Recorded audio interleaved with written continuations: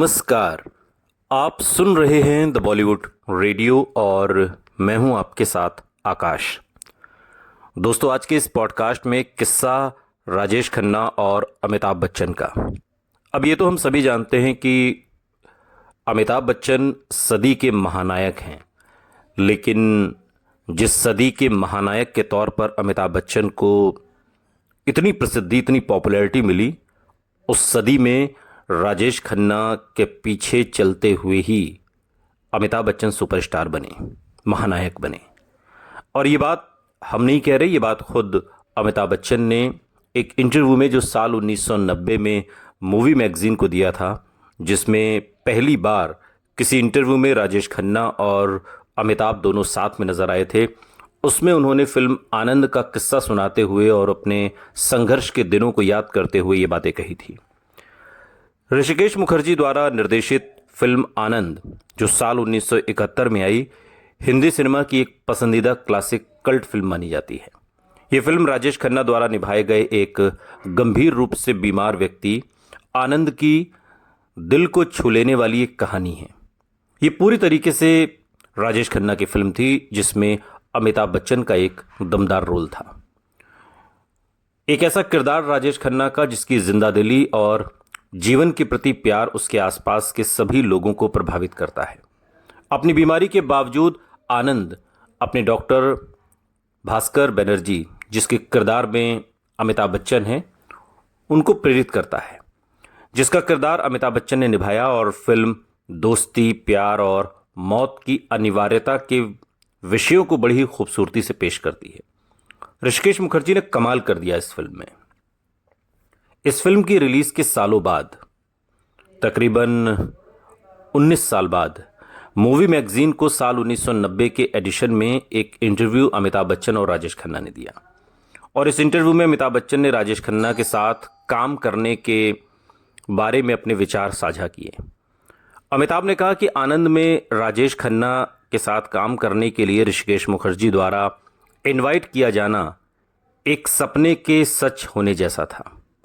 काका यानी कि राजेश खन्ना की अपार लोकप्रियता का जिक्र करते हुए अमिताभ बच्चन ने कहा कि वो काफी हद तक उनके साथ काम करने की वजह से ही लोकप्रिय हुए।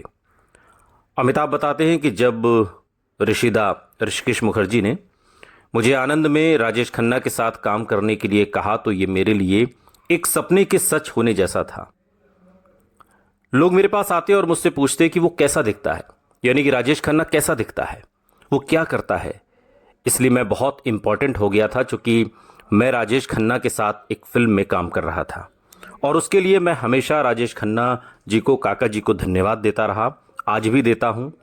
मेरे मन में हमेशा काका के लिए सबसे बड़ा सम्मान रहा और वो अंत तक रहेगा। एक बार राजेश खन्ना ने याद किया था कि जब उन्होंने लिबर्टी सिनेमा में एक ट्रायल स्क्रीनिंग में नमक हराम फिल्म देखी, जिसमें अमिताभ बच्चन और राजेश खन्ना साथ में थे, तो उन्हें पता था कि टॉप पर उनका समय अब समाप्त हो गया है, यानी कि राजेश खन्ना का वक्त बीत गया है और अमिताभ बच्चन एक एंग्री यंग मैन के तौर पर सामने हैं। उन्होंने याद किया कि जब मैंने लिबर्टी सिनेमा में एक ट्रायल में नमक हराम देखी, तो मुझे पता था कि मेरा समय अब समाप्त हो गया है। मैंने ऋषिदा से कहा कि ये कल का सुपरस्टार है, यानी अमिताभ बच्चन। और जब अमिताभ बच्चन टॉप पर थे तो कोई भी अन्य स्टार उनके आसपास भी नहीं था। आप नंबर 1 से 10 तक और अगला नंबर 11वां था, और उससे पहले केवल राजेश खन्ना थे। यानी कि जब राजेश खन्ना टॉप पर रहे तो सिर्फ राजेश खन्ना रहे, और जब अमिताभ टॉप पर रहे तो सिर्फ अमिताभ बच्चन रहे। राजेश खन्ना को भूमिका मिलने से पहले निर्देशक ऋषिकेश मुखर्जी की नज़र आनंद के लिए किशोर कुमार और धर्मेंद्र पर भी थी। वास्तव में फिल्म निर्माता ने चेन्नई से मुंबई की उड़ान के दौरान धर्मेंद्र के साथ कहानी भी साझा की, लेकिन किस्मत के फेर में एक तरीके से कहिए कि ऋषिकेश मुखर्जी ने राजेश खन्ना को लेने का फैसला कर लिया। आनंद अपनी भावनात्मक गहराई, यादगार डायलॉग्स जैसे जिंदगी बड़ी होनी चाहिए, लंबी नहीं, और सलील चौधरी के कालजयी म्यूजिक की वजह से बहुत लोकप्रिय हो गई, और इसके गीत, इसका संगीत गजब था। और इस फिल्म को राष्ट्रीय फिल्म पुरस्कार में सर्वश्रेष्ठ फिल्म के अलावा फिल्म फेयर पुरस्कारों में 6 श्रेणियों में पुरस्कृत किया गया।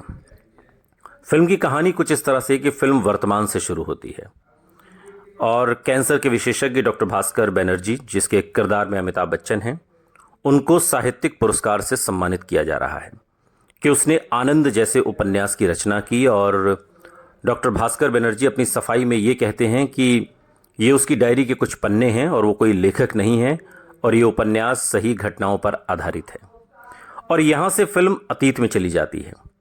अतीत में जब एक जुझारू डॉक्टर भास्कर बनर्जी मुंबई की झोपड़पट्टी में मरीजों की देखभाल कर रहा है और देखता है कि भूखमरी और बदहाली इस हद तक फैली हुई है कि वो किसी के लिए कुछ भी करने में सक्षम नहीं है।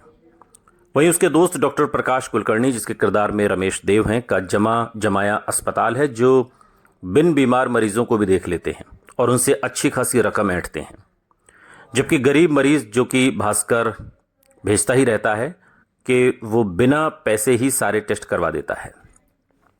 एक दिन प्रकाश को दिल्ली से उसके एक स्त्री रोग विशेषज्ञ दोस्त डॉक्टर त्रिवेदी का खत आया कि वो अपने दोस्त आनंद यानी राजेश खन्ना को उसके पास भेज रहा है। प्रकाश आनंद से कुछ साल पहले मिला था और उसका अच्छा दोस्त बन गया था। आनंद को अंतड़ियों का कैंसर है और ये बात वो जानता है कि ज़्यादा से ज़्यादा वो 6 महीने ही जिंदा रहेगा। जब प्रकाश और भास्कर प्रकाश के दफ्तर में बैठे हुए होते हैं तो आनंद वहां पर आ धमकता है और अपनी मजाक की आदत शुरू कर देता है, जिससे भास्कर बनर्जी को गुस्सा आ जाता है और वो आनंद से पूछता है कि उसे मालूम भी है कि उसे क्या बीमारी है। तो आनंद उसे बताता है कि उसे कैंसर है और ये ज़्यादा से ज़्यादा वो 6 महीने ही जिंदा रहेगा।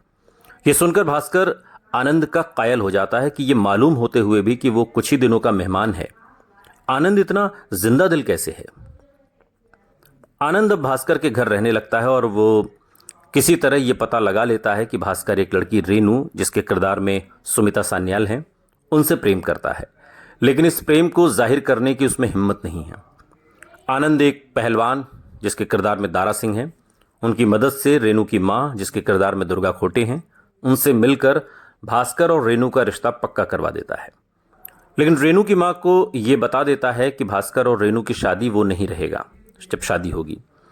इस बीच आनंद को रंगमंच में काम करने वाला एक कलाकार ईसा भाई सूरतवाला, जिसके किरदार में जॉनी वॉकर हैं, वो भी मिल जाता है और उससे आनंद कुछ डायलॉग सीखकर भास्कर के टेप में रिकॉर्ड में टेप कर देता है।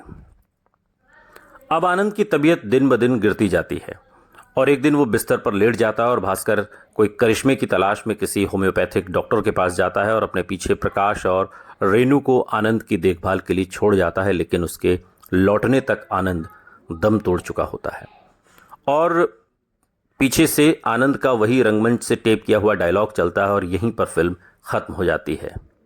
और ये डायलॉग कौन सा है आप अच्छी तरह जानते हैं। इस फिल्म का गीत और संगीत गजब के रहे। गीत गुलजार और योगेश ने लिखे और संगीत सलील चौधरी का है। और ख़ासकर एक गाना है जब कहीं दूर जब दिन ढल जाए, मुकेश की आवाज़ में योगेश ने लिखा। ज़िंदगी कैसी है पहेली, मुकेश का गाया गाना योगेश ने लिखा। और ना जिया लागे ना, लता मंगेशकर की आवाज़ में है, गुलजार ने लिखा। और एक गाना है जिसे मुकेश ने गाया है, मैंने तेरे लिए ही 7 रंग के सपने चुने। इस गीत को गुलजार ने अपनी लेखनी से संवारा और आवाज़ है मुकेश की। इस फिल्म को सर्वश्रेष्ठ राष्ट्रीय फिल्म पुरस्कार मिला, सर्वश्रेष्ठ फिल्म का हिंदी में। और इसके अलावा 6 फिल्म फेयर पुरस्कार भी आनंद की झोली में रहे। सुनते रहिए द बॉलीवुड रेडियो, सुनता है सारा इंडिया।